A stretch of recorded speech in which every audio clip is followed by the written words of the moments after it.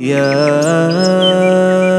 أيها الذين آمنوا كتب عليكم الصيام كما كتب على الذين من قبلكم لعلكم تتقون. بسم الله الرحمن الرحيم. الحمد لله رب العالمين وبه نستعين وعليه نتوكل. أشهد أن لا إله إلا الله وحده لا شريك له وأشهد أن محمدا عبده ورسوله صلى الله عليه وعلى آله وصحبه أجمعين وبعد. السلام عليكم ورحمة الله وبركاته. Mga kapatid, sa pananampalatayang Islam, noon sa lahat ako'y nagpapasalamat, pupuri at dumadakila kay Allah subhanahu wa ta'ala. At sa video nga ito, ating tatalakayin ang tungkol sa tinatawag nating panalangin.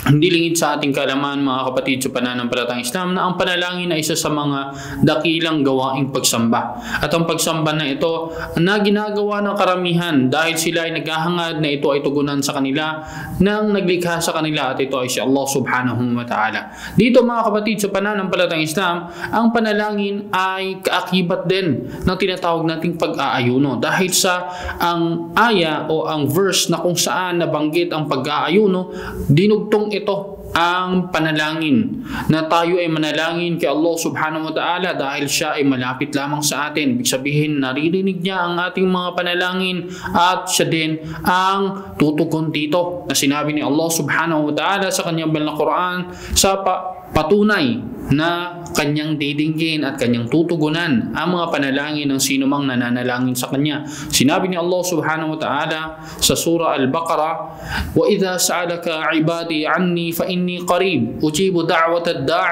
إِذَا دَعَانِ. Sinabi dito ni Allah subhanahu wa ta'ala sa kanyang banal na Quran sa pinakamalapit nitong kahulugan, kapag ka ikaw ay tinanong, O Muhammad, kapag ka ikaw ay tinanong ng aking mga alipin, sabihin mo na ako ay malapit lamang. Ujibu da'wat ad-da'i idha da'an. Aking tutugunan ang panalangin ng mga nananalangin. So dito, mga kapatid, sa pananampalatayang Islam, ito ay matibay na patunay para sa atin na sinabi mismo ni Allah subhanahu wa ta'ala na siya ay malapit lamang sa atin, na kanyang naririnig at kanyang tutugunan ang ating mga panalangin. Kaya huwag tayong magsawa na humiling kay Allah subhanahu wa ta'ala at manalangin sa kanya dahil siya ay nakakarinig sa lahat ng ating mga panalangin at siya din ang tutugon nito.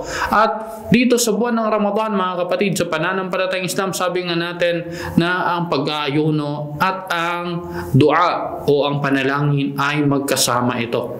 Dahil dinugtong nga ni Allah subhanahu wa ta'ala ang kanyang verse na tinutukoy dito ang panalangin.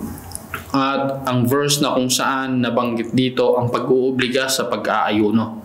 At sa buwan ng Ramadan, mga kapatid, sa pananampalatayang Islam, hindi nawawala na mayroong araw na tinatawag nating Jum'ah. At ang Jum'ah, ito yung araw na kung saan isa sa mga dakilang araw. At sa araw na ito, mga kapatid, sa pananampalatayang Islam, ay mayroong oras na kung saan tinutugunan din ni Allah subhanahu wa ta'ala. Isa sa mga mga araw na kung saan tinutugunan ni Allah subhanahu wa ta'ala ang mga panalangin ng sino mang nananalangin. At ito ay sa oras na kung saan nalalapit ang oras ng Maghrib sa araw ng Jum'ah. Ibig sabihin, pagkatapos ng pagdarasal ng Asar, ito yung mga oras na kung saan mainam na manalangin, magparami tayo ng panalangin kay Allah subhanahu wa ta'ala dahil kanyang tinutugunan, kanyang dinidinig ang ating mga panalangin. At dito, mga kapatid, sa pananampalatayang Islam, ating isipin sa buwan na ito, sa araw na ito, nakilalang mga dakila ng mga panahon sa ating pananampalataya ay magkasama ang iyong pag-aayuno at ang iyong panalangin.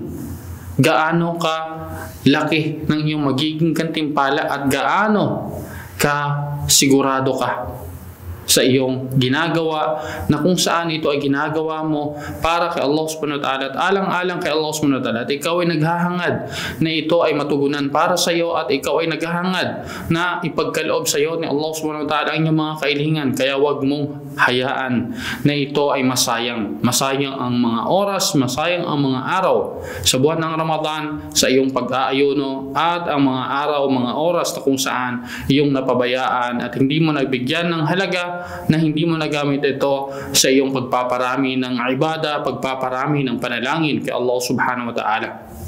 Kaya mga kapatid, sa pananampalatayang Islam, ito ay pagkakataon para sa atin na mas paramihin pa natin ang ating panalangin kay Allah subhanahu wa ta'ala sa mga araw at mga oras sa buwan ng Ramadan. At inshallah, nawa ay napulutan natin ang aral. At hanggang dito na lamang. Wa akhiru da'wana anilhamdulillah rabbil alamin. Assalamu alaikum wa rahmatullahi wa barakatuh.